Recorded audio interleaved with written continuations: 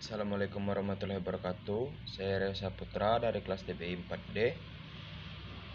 Di sini saya akan membacakan materi dari kelompok 3, yaitu kelompok saya, yaitu tentang perkembangan kehidupan pribadi sebagai individu. Langsung saja ke materi yang pertama, yaitu pengertian perkembangan. Pengertian perkembangan adalah perubahan dan pematangan yang terjadi secara kualitatif, menyangkut dengan adanya perubahan-perubahan progresif, yaitu pematangan dan pengalaman, yang akan berlangsung secara kontinu dan menghasilkan permunculan atau pemahaman baru, seperti halnya pertumbuhan dalam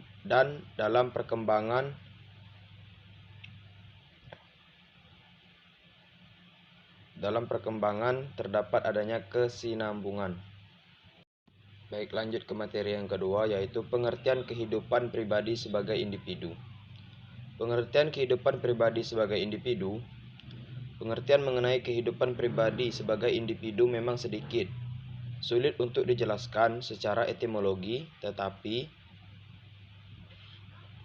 seperti yang sudah dijelaskan sebelumnya bahwa manusia sebagai makhluk yang utuh memiliki kebutuhan yang bersifat pribadi, yaitu secara fisik dan non-fisik.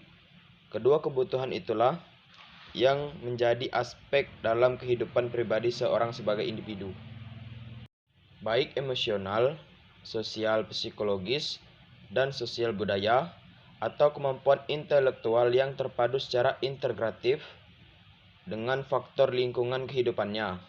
Sehingga maksud pengertian kehidupan di sini adalah upaya manusia sebagai makhluk individu yang mandiri, mampu mengurus diri sendiri sampai dengan mampu mengatur dan memenuhi kebutuhan serta tugas-tugasnya. Materi yang ketiga, faktor-faktor yang mempengaruhi perkembangan pribadi.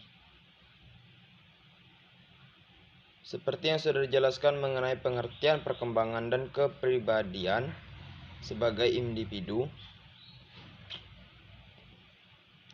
di mana hal itu akan membentuk sebuah kebiasaan atau perilaku, sehingga perkembangan pribadi sendiri menyangkut berbagai aspek yang mempengaruhinya.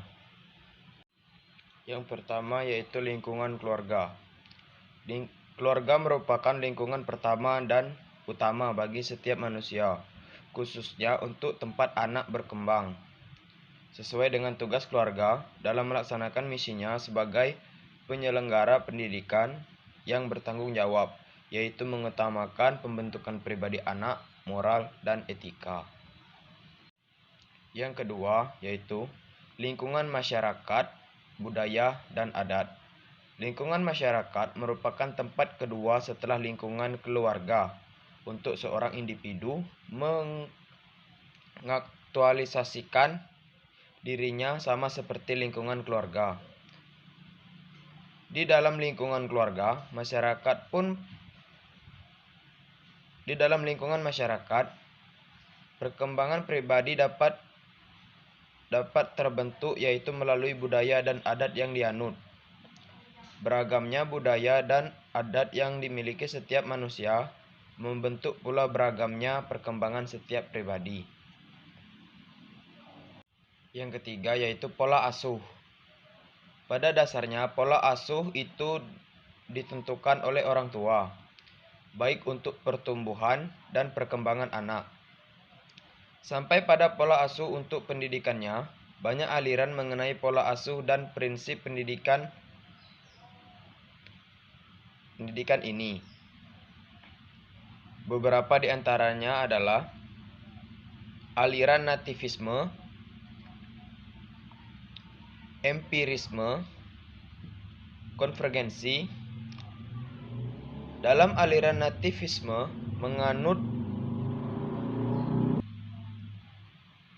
menganut paham bahwa seorang individu akan menjadi manusia seutuhnya. Itu ditentukan oleh kemampuan dan sifatnya yang dibawa sejak dia dilahirkan. Yang keempat yaitu keturunan.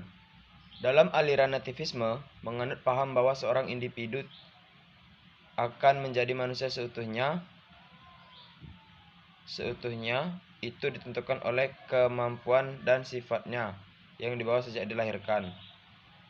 Hal ini tidak bisa ditolak karena bersifat fitrah atau pemberian dari Tuhan. Yang kelima yaitu pendidikan. Hakikatnya tujuan pendidikan adalah untuk membentuk pribadi setiap individu yang berintelektual dan bermoral. Hal ini jelas akan menentukan bagaimana perkembangan pribadi setiap individu. Bahkan etika dan moral seorang dapat dilihat dan diukur dengan melihat taraf pendidikan yang ditempuhnya atau caranya belajar. Yang keenam yaitu teknologi. Teknologi, kita semua pasti sudah tidak asing dengan teknologi yang semakin canggih, karena bagaimanapun kita tidak bisa mencegah berkembangnya teknologi sehingga jelas akan mempengaruhi kehidupan manusia. Bahkan, dunia tidak dapat dipungkiri lagi. Perkembangan teknologi maka perkembangan pribadi sebagai individu juga akan memahami perubahan dan perkembangan. Yang ketujuh atau terakhir, pengaruh perkembangan kehidupan pribadi terhadap tingkah laku. Kehidupan yang dibentuk dari berbagai aspek dan faktor perkembangannya yang amat kompleks, heterogen atau beragam, dan herediter atau berkesinambungan, di mana kehidupan sekarang dipengaruhi oleh kehidupan sebelumnya atau latar belakangnya, sementara kehidupan selanjutnya akan ditentukan oleh kehidupan saat ini.